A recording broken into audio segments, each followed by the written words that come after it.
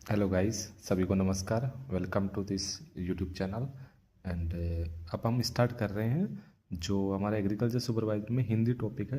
हिंदी के अंदर संधि टॉपिक है। संधि के अंदर हम स्टार्ट करेंगे स्वर संधि से। तो स्वर संधि के अंदर पहली संधि आती है दीर्घ संधि। दीर्घ संधि में जैसे मैंने लिखा हुआ है ए ई ऊ, जब ये अपने ही स्वर से वापस, जब अगर ए वापस ए के साथ मिलेगा तो आ हो जाएगा। जब ई वापस ई के साथ मिलेगा तो बड़ा ई हो जाएगा। जब ऊ वापस ऊ से मिलेगा तो बड़ा ऊ हो जाएगा, तो अपना दीर्घ हो जाता है। ये जैसे सिंपल से सिंपल लैंग्वेज में लिखा हुआ हूँ मैं डायरेक्ट। गुण संधि, गुण संधि जैसे ही ए के साथ अगर ई ऊ री ये तीन शब्द आ जाएंगे, ई ऊ री आ जाएंगे तो हो जाएगा इनका ए ओ और अर हो जाएगा इसका गुण संधि के अंदर। और बात करूँ मैं वर्धी संधि, तो कुछ नहीं, वर्धी संधि जो गुण संधि की है उसी की वर्धी हो जाती है। जैसे छोटा ए है बड़ा ए हो जाएगा, छोटा ओ है बड़ा ओ हो जाएगा। तो मतलब ए या आ जब इनके आगे आ जाएंगे तो ये ऑटोमेटिकली अपने दीर्घ रूप में चले जाएंगे। और यण संधि, यण संधि में मेरे को तीन चीज़ें याद रखना, ई ऊ री।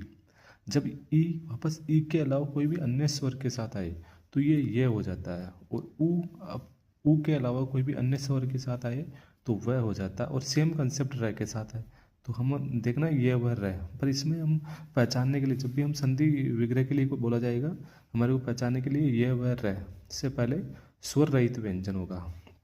जैसे कि अगर मैं एग्जाम्पल दे के समझूँ तो माना कि एग्जाम्पल अत्यंत, जब इसका एग्जाम्पल अत्यंत, अत्यंत तो इसका संधि उचित हो जाएगा अति प्लस अंत।